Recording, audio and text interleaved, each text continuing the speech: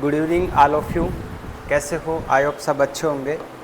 और जो आपके पेपर आ रखे हैं आपके सामने, 21 आपके जून को पेपर है बीकानेर यूनिवर्सिटी के।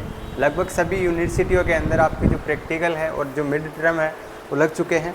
तो आपकी जो मेन एग्ज़ाम है थ्योरी वो 21 से स्टार्ट है, 25 के समथिंग जोधपुर वालों की है और उससे पहले 27 से पहले आपके एसकेएन की स्टार्ट हो चुकी थी। लगभग सभी यूनिवर्सिटी की लगभग स्टार्ट हो चुकी है 21 से, ठीक है। तो अपने पास समय ओनली 5 दिन बचे हैं, तो समय ना ख़राब करें।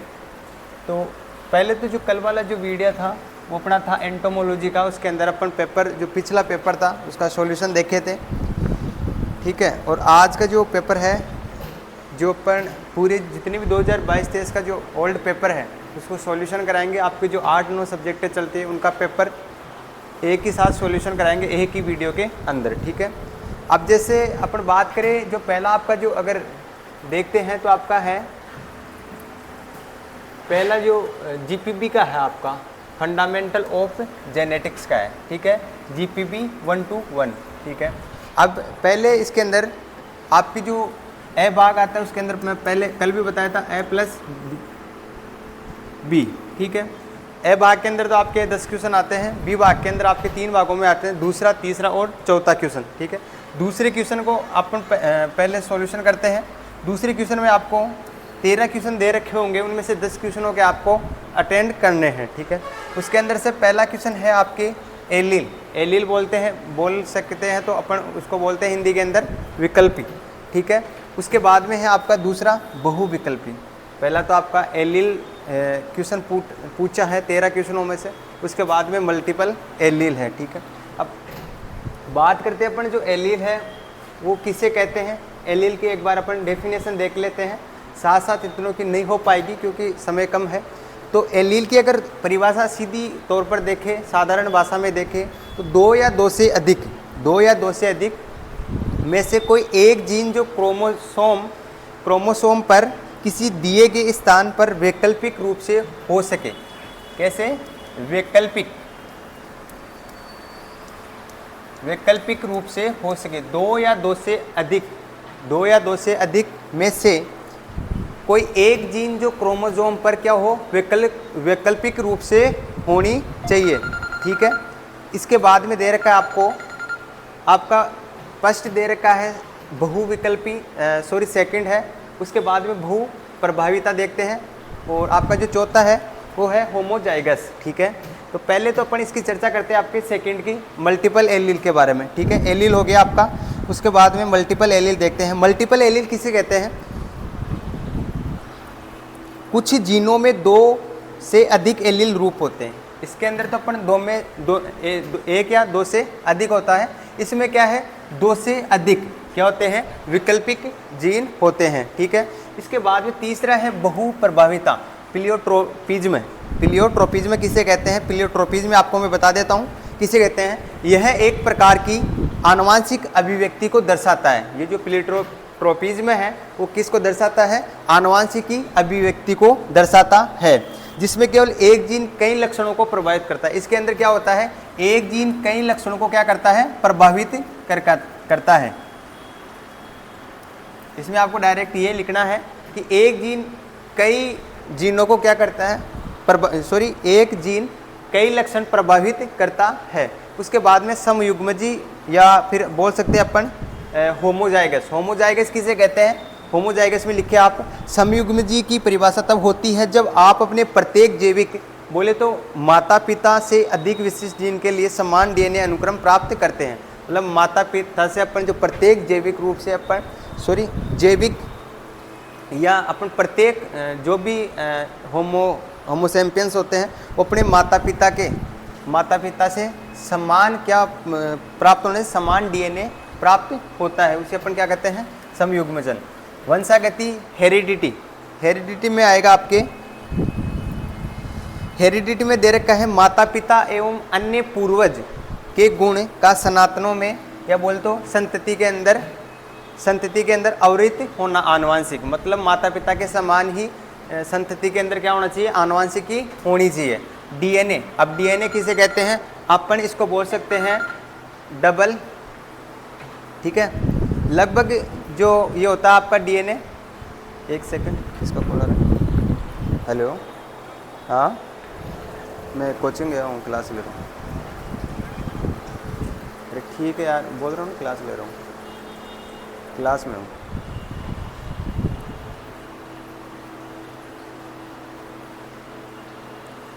ठीक है, आगे चलते हैं अपन।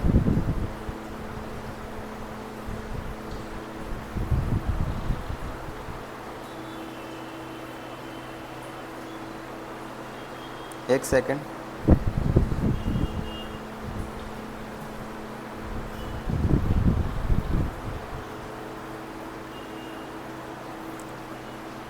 ठीक है, अब अपन चलते हैं डीएनए। अब डीएनए को अपन क्या कहते हैं, पूरा नाम क्या होता है इसका, deoxy ribose, deoxy ribose nucleic अम्ल बोल सकते हैं, या फिर इसको अपन बोल सकते हैं एसिड बोल सकते हैं। डीएनए की फुल फॉर्म आपको बतानी है। डीएनए अगर ऐसे पूछे तो आपको इसका पहले तो पूरा नाम लिख देना है, डीऑक्सी राइबोज न्यूक्लिक अम्ल। उसके बाद में लिखना है इसके अंदर, मनुष्य और लगभग सभी अन्य जीवों में वंशानुगत क्या होती है, एक यह सामग्री होती है। क्या होती है, सामग्री होती है। ठीक है, इसके बाद में अपन चलते हैं अपन अगला है डोमिनेंस, बोले तो प्रभावी। प्रभावी किसे कहते हैं देखते हैं। डोमिनेंस में आएगा प्रभुत्वशाली होने की अवस्था या प्रभाव या नियंत्रण करने का अधिकार होना होता है। इसमें क्या होता है प्रभावी में, एक तो प्रभाव और नियंत्रण करने का क्या होता है, नियंत्रण बोले तो कंट्रोल। क्या होता है इसमें, अधिकार होता है। ठीक है, इसके बाद में जीव प्ररूप के अंदर देखते हैं। जीव प्ररूप में क्या होता है, जीनोटाइप। हमारे डीएनए में किसी विशेष लक्षण के लिए जिम्मेदार जीनों के समूह को जीनोटाइप के रूप में जाना जाता है। इसके बाद में नाइट्रोजन सार्क। नाइट्रोजन सार्क कौन कौन से होते हैं, 4 प्रकार के होते हैं आपके। एक तो जो बोल सकते हैं अपन उसको थाइमीन, एडेनिन, ग्वानिन और साइटोसिन, ये 4 प्रकार के हो गए आपके। एक तो हो गया एडेनिन, दूसरा ग्वानिन, साइटोसिन, थाइमीन। ठीक है, ये 4 कंप्लीट हो गए आपके। इसके बाद में शुद्ध वंशक्रम। शुद्ध वंशक्रम तो सभी को पता होना चाहिए, जो प्योर लाइन सिलेक्शन, जिसे अपन बोल सकते हैं, क्या बोल सकते हैं, प्योर लाइन सिलेक्शन या शुद्ध रेखा। कहां पर गया, शुद्ध वंशक्रम, इसको अपन बोल सकते हैं शुद्ध रेखा। ठीक है, वीडियो काफ़ी बड़ी हो जाएगी, थोड़ा अपन जल्दी करते हैं। 8 मिनट की वीडियो बन गई है। का अर्थ होता है शुद्ध रेखा का या प्योर लाइन का अर्थ होता है, देखिए आप, जीवों की वे नस्लें जो बार बार स्वयं निषेचन के माध्यम से उत्पन्न होती है।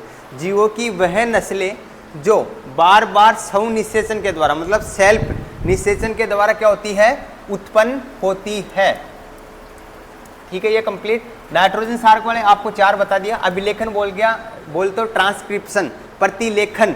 ठीक है, मतलब डीएनए का आरएनए में परिवर्तन होना। इसके बाद में कोशिका चक्र आ गया, पुनर्संयोजन हो गया, रिकॉम्बिनेशन। ठीक है, तो आपको मैं बता देता हूं,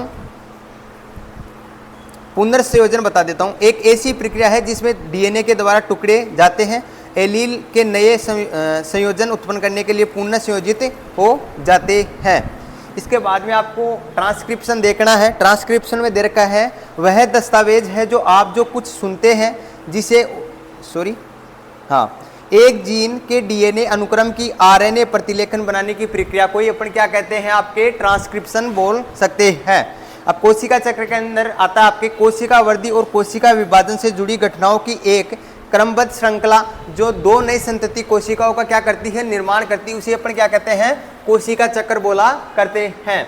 इसके बाद में नेक्स्ट चलते हैं अपन। अब फटाफट से आपको मैं क्वेश्चन दिखा देता हूँ, इसमें अंदर क्या पूछा है। आपकी जो तीसरा क्वेश्चन है उसमें पूछा है 8 क्वेश्चन आएंगे, उनमें से आपको 5 क्वेश्चन करने पड़ते हैं, प्रत्येक क्वेश्चन 2 नंबर का होता है। ठीक है, उसके अंदर पहला क्वेश्चन है आपके, मेंडल अपने प्रयोगों में क्यों सफल रहे, कारण बताइए। मेंडल अपने नियमों के अंदर मेंडल अपने प्रयोगों के अंदर क्यों सफल रहे, आपको बताना है कि जो मेंडल ने जो प्रयोग किए थे मटर के पौधे पर, वो सफल क्यों रहे, ऐसे कारण बताने आपको। तो सबसे पहले तो आपको उसका जीवन काल कम होता है, वो कम समय के अंदर अपने को उत्पादन या फिर उसकी वृद्धि हो जाती है। ठीक है, कई जो कारण आपको दे रखे हैं, आपको आरू मैम ने अच्छे से सिलेबस करवाया है जीपीपी का, तो वहाँ पर आप जाकर चेकआउट कर सकते हो। आपको वीडियो की डिस्क्रिप्शन बॉक्स में आपको लिंक डाल दूंगा। ठीक है, प्लेलिस्ट की। आपको कारण बताने हैं किसके, आपके मेंडल अपने प्रयोगों में क्यों सफल हुए थे। उसके बाद में शुद्धता के नियम को उदाहरण सहित समझाइए। आपको शुद्धता का बोले तो प्योरिटी को क्या बताना अपने को, शुद्धता से उदाहरण सहित समझाना है। तीसरा है गुणात्मक और मात्रात्मक लक्षणों के बीच में अंतर बताना है। इसके बाद आपको 4 से 5 अंतर बताने हैं। चौथा क्वेश्चन प्रबलता को परिभाषित कीजिए, द्विसंकर अनुपात के रूपांतरण को लिखिए। इसके बाद में 5वां क्वेश्चन है सहलगनता को प्रभावित कीजिए। ये इंपॉर्टेंट कर लो आप, एक तो शुद्धता का नियम इंपॉर्टेंट कर लो, मेंडल वाला इंपॉर्टेंट कर लो। इसके बाद में कोशिका द्रव्य वंशागति क्या है, इसके किस एक प्रकार को उदाहरण सहित समझाना है आपको। ठीक है, इसके बाद में आपको जो ध्यान देना है कौन से क्वेश्चन के ऊपर, तो वो देना है आपको, मैं बता देता हूँ अभी। आपको लास्ट में जो जीन क्या है और इसके प्रकार का वर्गीकरण लिखिए। जीन क्या है आपको लिखना है, ठीक है, और उसके प्रकार को अपने को क्या करना है, क्लासिफिकेशन करना है। उसके बाद में म्यूटेशन तो जरूर याद करके जाना, बहुत इंपॉर्टेंट है। म्यूटेशन को देख लेना, ये बड़े क्वेश्चनों के अंदर भी पूछा जाता है। इसके अंदर अब चौथे क्वेश्चन आया, उसके अंदर आपके 3 क्वेश्चन पुटअप होंगे, उनमें से 2 क्वेश्चन करने पड़ते हैं। प्रत्येक क्वेश्चन 10 नंबर का होता है, तो टोटल मिलाकर जो 2 क्वेश्चन है वो 20 नंबर का मैटर यहाँ से आपको मिलेगा। कोशिका विभाजन को परिभाषित कीजिए तथा कोशिका विभाजन के विभिन्न प्रकारों का वर्णन कीजिए। कोशिका विभाजन को परिभाषित करना और कोशिका विभाजन के विभिन्न प्रकारों का अपने को वर्णन करना है। गुणसूत्र विपतन क्या है, गुणसूत्र होने वाले विभिन्न संरचनात्मक परिक्षेत्रों को विवरण सहित उदाहरण।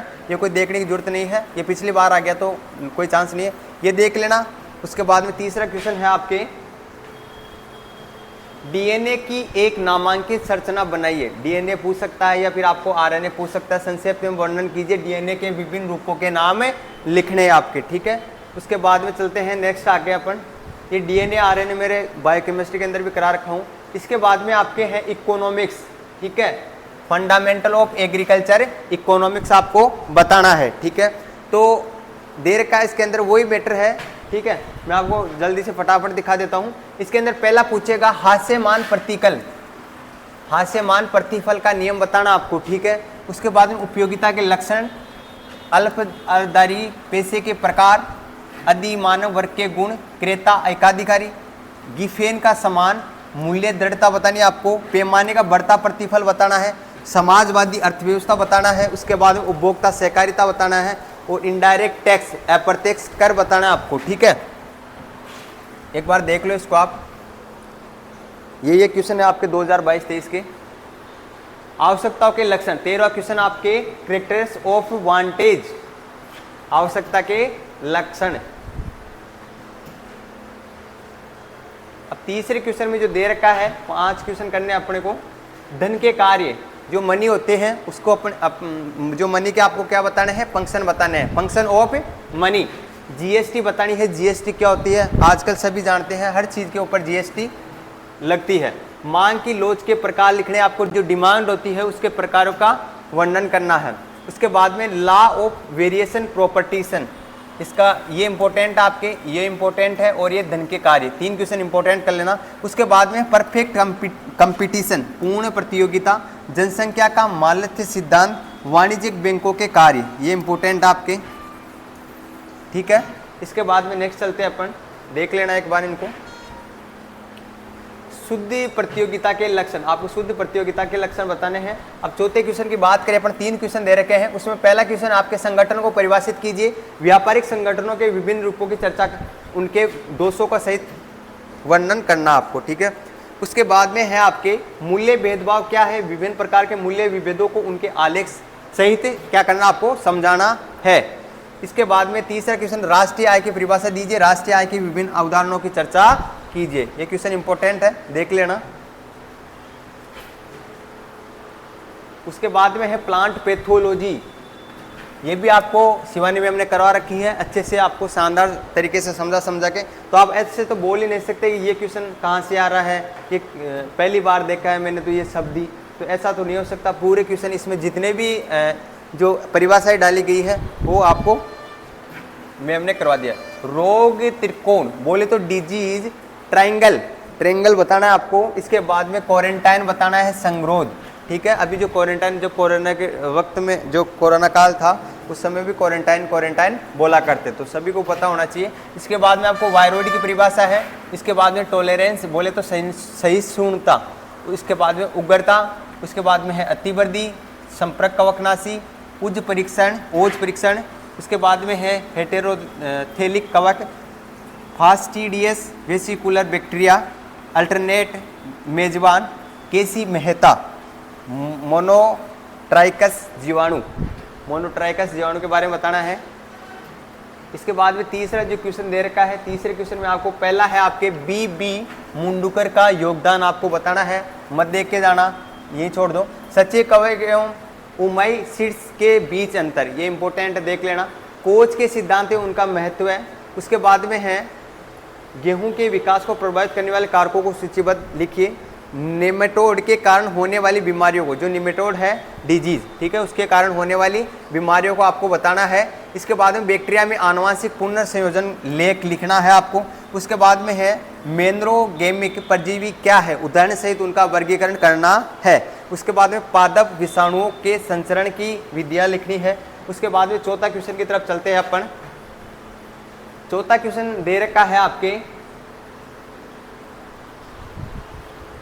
पादप रोग प्रबंधन के सिद्धांतों को सूचीबद्ध, इंपॉर्टेंट कर लो, देखना ही है आपको।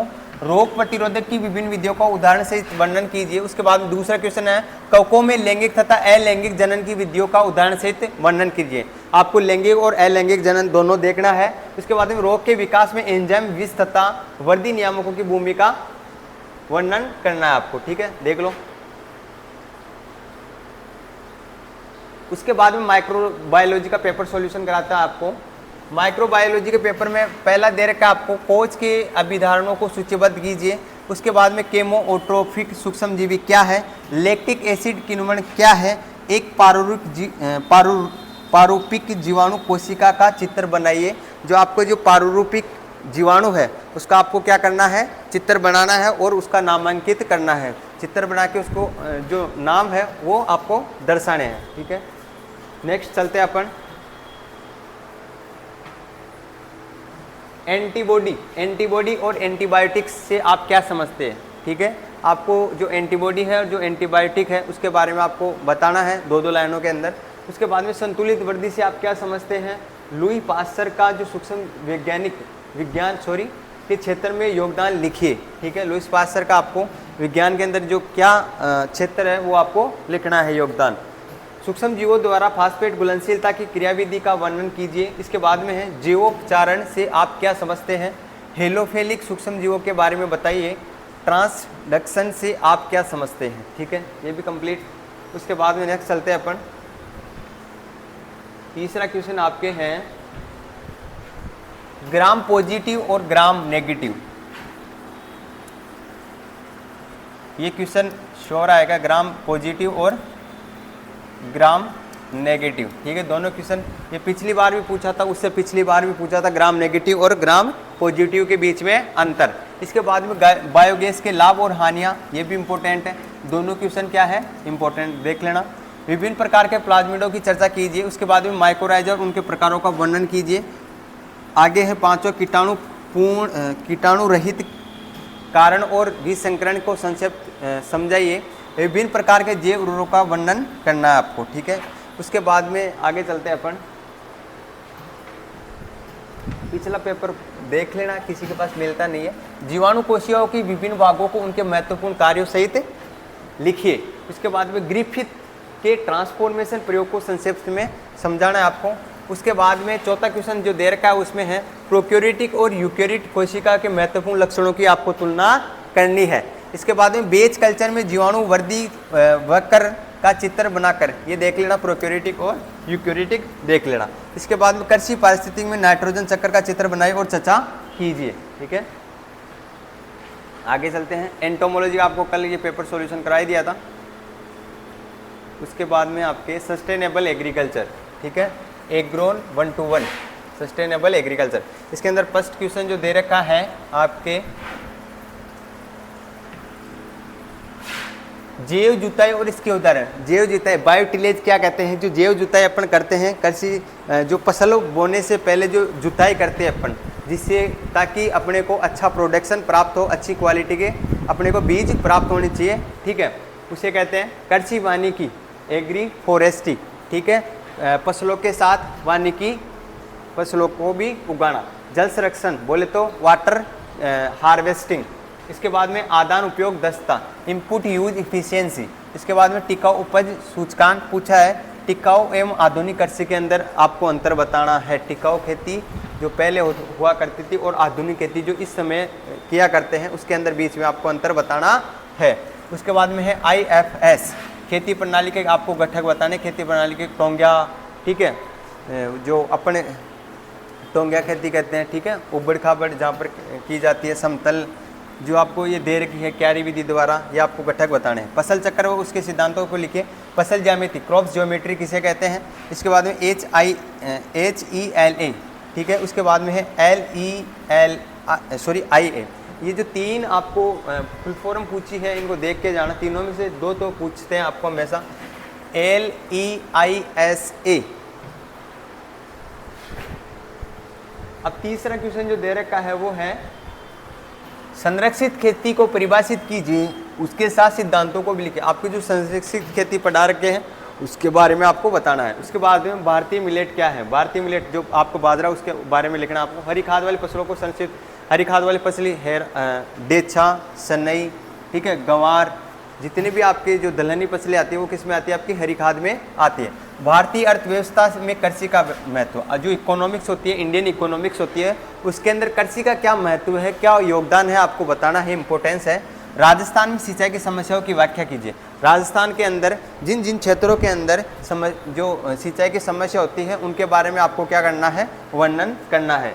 इसके बाद में खेती प्रणाली में डेयरी का क्या महत्व है। खेती प्रणाली के अंदर डेयरी है, उसका क्या महत्व है वो आपको सभी को पता होना चाहिए।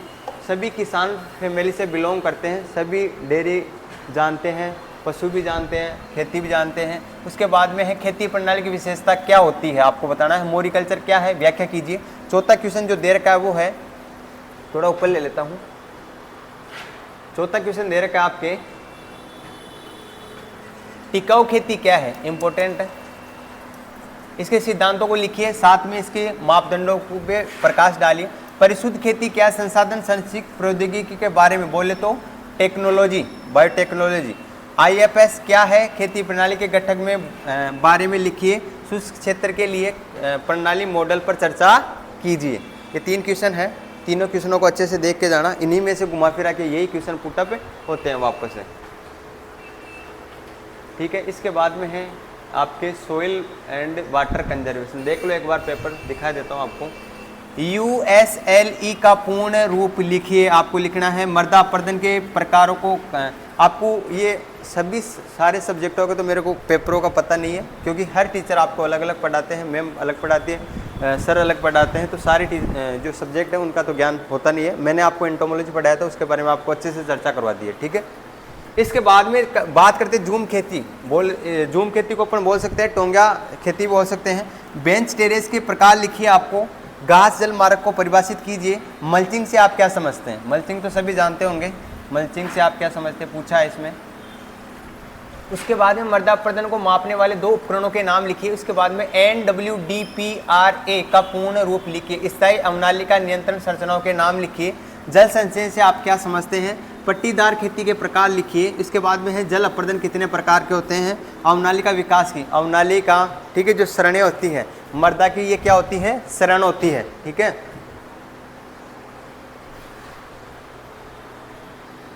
जो जेट की अच्छी से तैयारी करके आए हैं, मैं आपको बता दूं, जो जेट की अच्छे से तैयारी करके आए हैं और जिनके पास ये जो एग्रीकल्चर के नोट्स है, वहाँ पर ये जो सारे क्वेश्चन डेफिनेशन देख लो, ये क्वेश्चन है वो आपको वहाँ पर मिल जाएंगे। जिनका अच्छे से बेस मजबूत है, अच्छे से जेट की तैयारी करके आए हैं, तो उनको तो मतलब ऐसे मान लो कि ये रटे हुए है, ठीक है। इसके बाद में है अंतर लिखिए किसका, भूवैज्ञानिक और त्वरित अपरदन का। वायु अपरदन में मृदा संचरण के प्रकारों को समझाइए। जल अपरदन की यांत्रिक को से समझाइए। अंतर लिखिए कंटूर बंड और ग्रेडेड बंड के अंदर। गलीय अपर्दन का वर्गीकरण कीजिए आपको, ठीक है। इसके बाद में अंतर लिखिए किस किस में, एरोसीविटी और एरोडिबिलिटी, ठीक है। मृदा अपर्दन के कारण क्या है, मृदा अपर्दन के आपको कारण बताने हैं कि किस प्रकार से मृदा का अपर्दन होता है, क्या कारण है, क्यों होता है, सभी को पता होती है, बारिश की वजह से, हवा की वजह से, ठीक है। मृदा, ये हो गया। वायु रोधक और आश्रय बेल्ट पर एक संक्षिप्त टिप्पणी लिखिए। चौथा क्वेश्चन जो दे रखा है वो है आपके निम्न, ये है आगे, बेंच टेरेसिंग इंपॉर्टेंट है। आप क्या समझते हैं बेंच टेरेस का डिजाइन दीजिए। घास जल मार्ग के डिजाइन और उसके फायदे का वर्णन कीजिए। स्वच्छ चित्र की सहायता से बहु स्टोलक भाजक को समझाइए। ये क्वेश्चन छोड़ देना नीचे वाला, ये नहीं आएगा आपके। उसके बाद में है क्रॉप फिजियोलॉजी। क्रॉप फिजियोलॉजी के बारे में अपन चर्चा करते हैं। उसमें पहला पूछा है परासरण और विसरण में क्या अंतर होता है। परासरण और विसरण के अंदर आपको अंतर बताना है। रेड ड्रॉप एमर्सन के संवर्धन प्रभाव को समझाइए। पौधों में एथिलीन की भूमिका लिखिए। पौधों में CGR को समझाए। पौधों के अंदर किसको समझाना है, CGR को समझाना है। पौधों में साइटोकाइनिन की कार्यकीय भूमिका लिखिए। विसरण के उदाहरण लिखिए। पौधों में रंध्रों की संरचना को समझाए, किण्वन को समझाए। पौधों में CA की कार्यकीय भूमिका लिखिए। पौधों में एंटी ट्रांसक्रिप्ट की भूमिका लिखिए। पौधों में जिंक की कमी के लक्षण लिखिए। पौधों में जिंक की कमी के लक्षण बताने हैं कि किस प्रकार से अपन पहचान सकते हैं कि इसके अंदर बोरोन की कमी आ गई है। जीव द्रव्य कुंचन को समझाइए। प्रकाश संश्लेषण में बार-बार प्रभाव को समझाइए। इसके बाद में है पौधों में जल अवशोषण की क्रियाविधि को समझाइए। पौधों में चक्रीय तथा अचक्रीय प्रकाश फास्फोरिलीकरण में अंतर समझाइए। ऑक्सीजन, जिब्रेलिन और साइटोकाइनिन की पौधों में कार्यकीय भूमिका पर चर्चा कीजिए। पौधों के लिए पोषक तत्वों की अनिवार्यता के मापदंडों का वर्णन कीजिए। हाइड्रोपोनिक्स और कार्यकीय परिपक्वता पर संक्षिप्त टिप्पणियों लिखिए, ठीक है। इसके बाद में जो चौथा क्वेश्चन है इसका लास्ट, वो देखते हैं अपन। चौथे क्वेश्चन के अंदर फर्स्ट दे रखा आपके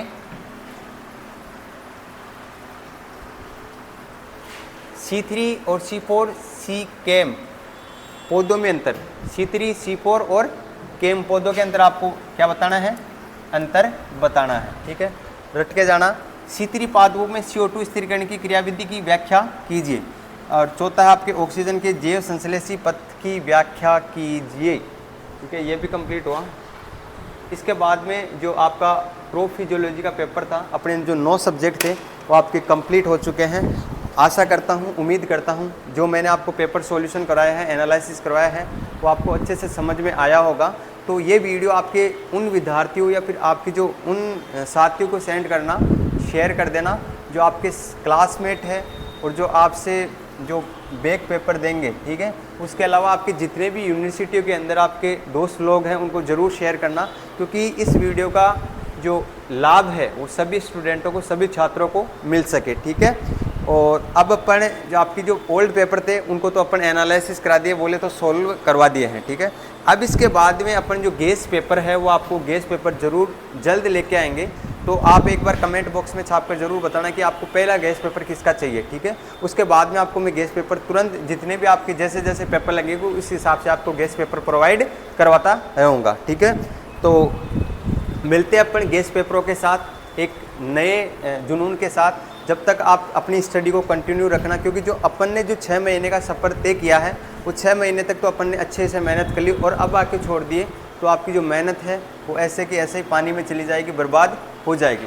तो उम्मीद करता हूँ सारे स्टूडेंट जो 6 महीने से तैयारी करते आ रहे हैं वैसे लास्ट तक करते रहना, क्योंकि जो SKN वालों के तो पेपर चल रहे हैं और जो 21 से आपके बीकानेर यूनिवर्सिटी के पेपर स्टार्ट होने वाले हैं, ठीक है। जब तक जय हिंद, जय भारत। मिलते हैं अपन नेक्स्ट सेशन के साथ। धन्यवाद।